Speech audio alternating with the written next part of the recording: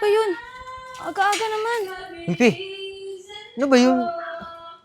Ewan ko nga ba dyan kay Chang aga-aga? Wala pa nga akong halos na tulog eh. Yung mga anak ko hindi ko pa maasikaso. May trabaho pa ako mamaya. Magdamag na yun eh. Yun na nga eh. Gusto ko na nga sana puntahan kagabi eh. Umiiwas lang din ako sa gulo. Diyos ko po. Hindi Nakakaya na ako sa mga, makatulog eh. nakakaya sa mga kapitbahay. Ang sakit sa tenga. Akala mo palagi may piyesta. Pag di mo sinabihan, ako pupunta dyan. Hindi. Pag ako talaga napuno dyan, talaga pupuntahan ko yan. Kala mo may lagi may nagkakagulo na eh. Paano Lakas lagi mo. Yun na nga eh. Paano ako makakapagpahinga nito? Oh, makakatulog pa ba ako sa lakas ng boses niya? Nakakarindi. Diyos ko po, hindi makaramdamin na alam na maraming kapitbahay. Lakas na lakas ng patugtog lagi. Buti sana kung hindi dikit-dikit yung mga bahay natin dito eh. O kaya nga, dapat bahay niyan sa bundok eh, para kahit sobrang lakas eh, walang makailam. Pag ako talaga napuno dyan, pupuntahan ko talaga yan. May trabaho pa ako mamaya. Paano ako makakapagpahinga niyan? Kaya nga eh, Diyos ko. Dapat yan eh, masisira na yung speaker niya para di na makapagpatugtog ng ganyang kalakas. Naku, sakit sa tenga. Uy, Pe, sabihan mo yan ha, pag akong napagsabi dyan, baka iba mangyari dyan. Naku. Sige na, papakiusapan ko. Baka Sige. sakaling mapaka-usapan pa na maayos. Una na ako, mababad trip lang ako dyan eh. Bakit nga ba mahal kita? Bakit nga ba mahal kita? Kahit na may mahal ka ng iba, pagkalang pa iyong kasiya. Ay ba! Ang tawag! Ibalo naman. Sino ba yun? Ang daling ko na pala yung mic ko. Cha! Cha! Bala? Cha! Sino ba yan? Ay, No? Cha, papakiusapan lang sana kita. Baka pwedeng, mamaya ka na ulit mag-video, okay? Ba't bakit? Anong karapatan mong diktahan ako? Eh, nagsasaya lang naman ako. Natural lang. Dito kasi natatanggal yung stress. Kaya anong pakialam mo? Bakit mo ba ako pinapakialaman? Kapit-bahay lang naman kita. Ito naman, pinapakiusapan lang naman kita. Eh, ang aga-aga kasi. Eh, yung anak ko hindi na nakatulog na maayos. Tapos may pasok pa ako mamaya. Abay, kasalanan ko ba yun? Hindi mag-adjust ka. O kaya kayo ng anak mo. Kung ayaw mo marinig yung kanta ko at saka yung mga patugtog ko tuwing gabi, abay, takpan mo ng bulak yung tenga mo. Eh, Cha, hindi lang naman kasi ako nagre-reklamo. Eh, pati din yung ibang kapitbahay natin. Si Justin ba? Ay, wala akong pakialam sa inyo. Magsasaya ako hanggat gusto ko. Ba nangangailan ba kayo sa buhay ko? Eh, kanya-kanya tayong buhay. Alam nyo, kung ayaw nyo mag-adjust, eh, umalis kayo dito. Eh, Cha, nakikiusap lang naman ako sa'yo na maayos kasi nakakarindi kasi ang sakit sa tenga. Buti sana kung maganda yung boses mo. Hoy! Maganda yung boses ko! Ano sinasabi mo, ha? Tinan mo nga makulimlim na parang uulan pa. Ay, mas maganda ngayong umulan kasi summer ngayon. Ay, ayun na nga, ang aga-aga kasi. May pasok pa nga ako, hindi nga ako makakapagpahinga na maayos. Aba, eh, di ba sabi ko sa'yo, takpan mo yan tenga mo para makatulog ka, makapagpahinga ka, ano, hindi ako mag-a-adjust para sa inyo. Sino ba kayo? Ito naman, nakikiusap nga ako sa'yo na maayos. Sana makinig ka naman. Magkakaiba tayo ng bahay, may karapatan tayo sa isa't isa, kaya wala kayong pakialam kung anong gusto kong gawin sa buhay. Ayun na nga, hindi tayo magkakabi ng bahay, magkakadikit lang yung mga bahay natin. Dinig na dinig yung boses mo. Aba, eh di masanay ka na, total ito naman yung araw-araw na ginagawa ko. Ayun na nga eh. Pinapakiusapan kita ha, kaya kung pwede, huwag ka muna kumanta, please lang. Eh, inaantay mo, umalis ka na. Kakanta ko hanggat gusto ko. Alis na kapitbahay na mga epan, wala akong pakialam sa inyo.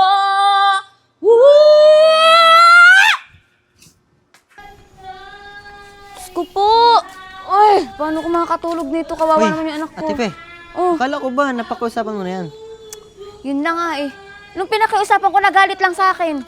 Nahihirapan na kasi ako eh, nag-aaral ako dun oh. Yun na nga yung anak ko. Paano naman? May pasok bukas, hindi makatulog. May exam pa ako. Paano mga pag-aaral yan kung ganyan kayo ngayon?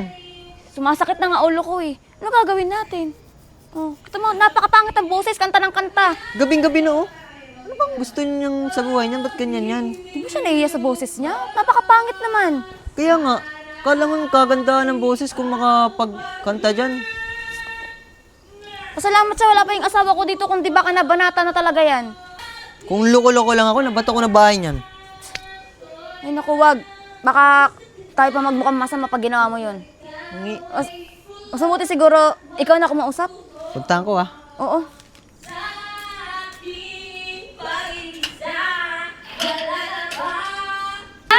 King! Ganda ng boses ko na, Mark! Oh, killing! Oh! Ate Cha, baka nakikiusap naman ako na baka nang pahinahinaan mo yung speaker mo. At bakit? May bisita ako. Bakit pinapakilan mo ako? Nag-aaral kasi ako doon. Nag-aaral ka! Ay, naku ako sa'yo. Huwag ka na mag-aral. Mag-girlfriend ka na lang. Mag-asawa ka na lang. Mas maganda yun. Yan problema sa'yo, kaya ka wala kang asawa at wala kang mararating sa buhay kung ganyan ka. Aba! Insulto ka, Marso. Ang ganda-ganda ng boses na kaibigan ko! Kaya nga, ganda-ganda. Ayaw mo nun, meron kang sound trip. Anong maganda doon? Sakit-sakit nga sa tainga. Oh? Ay mo. Bakit? Oh, anong masakit doon, ha? Ikaw na bata ka, nagsasayang ka lang ng tuition, huwag ka na mag-aral, sayang lang pinapaaral sa'yo ng magulang mo. Ano kanta ka na lang dito? Ikaw nga, tigil ka eh. Oh. Tigil. At least may anak ako. Pagdating ng araw, magkakaanak ka din, hindi mo tatapos yung pag-aaral mo. Marso, inaso natigil ng pagkakata ka, Marso. Oh. Sa aking pag-isa. Oh, di ba? Ang ganda. Nagrereklamo ka pa, ganda-ganda ng boses ka. Samang-sama ng boses mo, kala mo kinaganda mo yun. Talaga maganda ako. At kahit hindi maganda yung boss ko, maganda ako. Oh. Ha? Ingit ka lang. Ingit ka lang kasi pangit boses mo. Oh, ano? Nakikiusap lang naman sana ako. Kasi may exam pa ako bukas. Hoy, ang pag-aaral sa school, hindi sa bahay. Huwag ka na mag-exam. Diyos ko. Aba, nandito ka sa bahay ko. Kung gusto mo mag-aral, doon ka sa school mag-aral. Ba't nandito ka? Tsaka pasok ka ng pasok dito, hindi ka malang kumakatok. Kung sa inyo ako makikinig, wala kang mararating sa buhay. Nako, sa una lang yan. Aral-aralan na. Nagpapabibo ka lang sa magulang mo pero babagsak ka din. Kanta, Mars. Kanta, Mars. Na goodbye, go to the world you want. Lagot ka bukas, lagot ka bukas.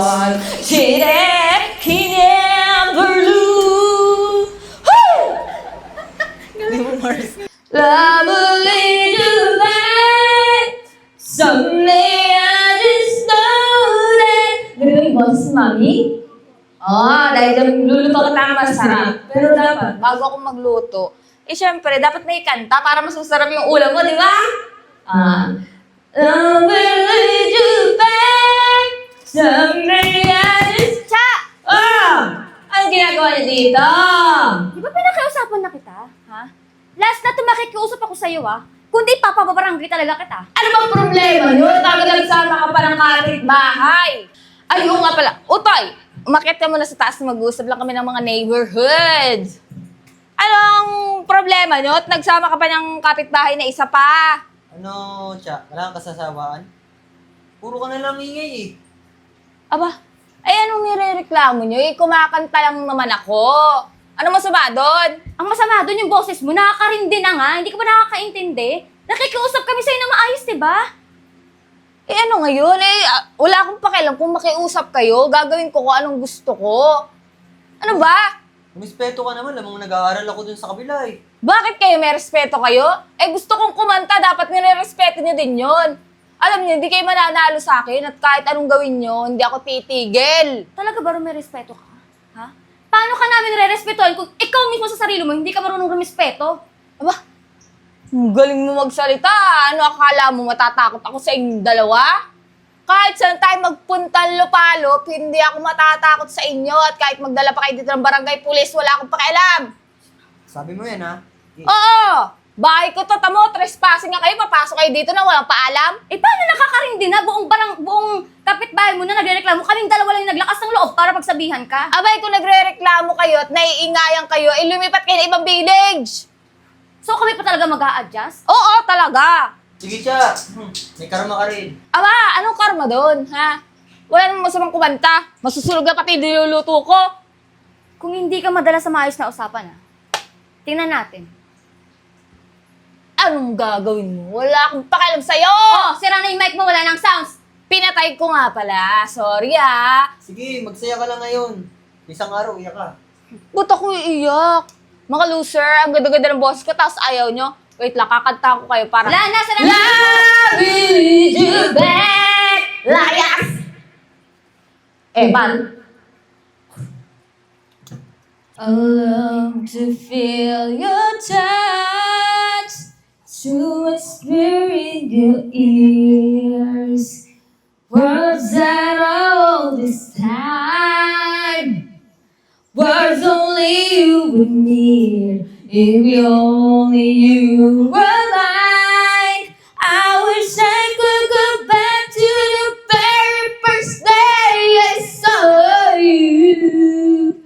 Shouldn't give my love with you. Cha, Ay, magandang umaga po, Kap! alam mo, maghapon ako naghahantay sa barangay ah. Di ba pinadala kita ng letter dito? Kailangan mo makipag-usap sa akin? Kap, bakit po ba? Ano po bang maling ginawa ko? Nandito naman po kumakanta sa loob ng bahay ko. Kahit na, nakakaabala ka na eh. Kap, wala namang masama, di ba? Kumakanta lang naman ako. Oo, walang masama siyang kumanta. Pero kung magdamag kang kumakanta, nakaka-istorbo ka na sa mga kapitbahay mo. Kap, maganda naman yung boses ko. Ayaw ba nila yun? May libre silang, tugtog. Nag-iisip ka ba? Porque wala kang trabaho? Mandadamay ka? Yung iba nag-aaral pa. Kap, pampawala kasi ito ng stress ko. Kaya ginagawa ko to. Kayo naman, oh. Cha, ilang beses ka na namin pinagsabihan. May mga reklamo sa'yo. Sa buong compound. Ano ngayon, Kap? Hindi nga ako mapapaalis dito, ah. Cha, kung patuloy mo lalabagin ang ordinansa at istorbo sa komunidad, mapipilitan kami palisin ka rito. Di naman maaari yun, Kap. Ako may-ari ng bahay na to. Papalisin niyo ako dito. Ano ngayon kung ikaw may-ari ng bahay nito? Wala ka man ng respeto? Hindi ako nga, di mo nire-respeto eh. Ilang beses kitang pinatawag pero di ka sumisipot.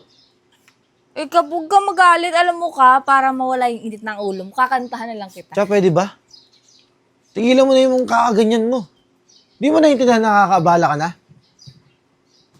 Kap, magaling ako kumanta. Huwag ka namang magalit dyan. Sino ba yung mga nagreklamo yan? Sila na naman. Wala eh. Hindi ka matapausapan ng maayos, diba? O, sabi ko sa'yo, papabarangay ka namin. Ayan si Kapitan. Alam mo, Epal nyo kasi. Para kumakanta lang, ang dami yung reklamo. Dapat ako magreklamo, Kap, Alam mo kasi siya, ang pagkakanta may oras lang yan. Hindi maghapon ka kumakanta. Hindi ka ba napapaos? Hindi, iba ganun yung boses ko, kaya, Sige, Cha, wala naman tayo dapat pag-usapan pa eh. Alam mo, mas mabuti pa umalis ka na lang dito. Tama yan, Kap. Palisin mo na lang yan. hindi pwede yan, Kap. Bakit naman ako aalis? Saan naman ako pupunta? Anong gusto mo, Cha? Mas marami ka pa makakaaway dito. Baka mamaya kung ano pa mangyari sa'yo eh. Sige na, Kap, hindi na ako kakanta ng maghapon. Ano na lang, tuwing hapon lang. Hindi naman namin to ginusto eh, pero napilitan na kami. Hapon na nga lang ako kakanta. Siya. Gusto namin once a week. Once a week?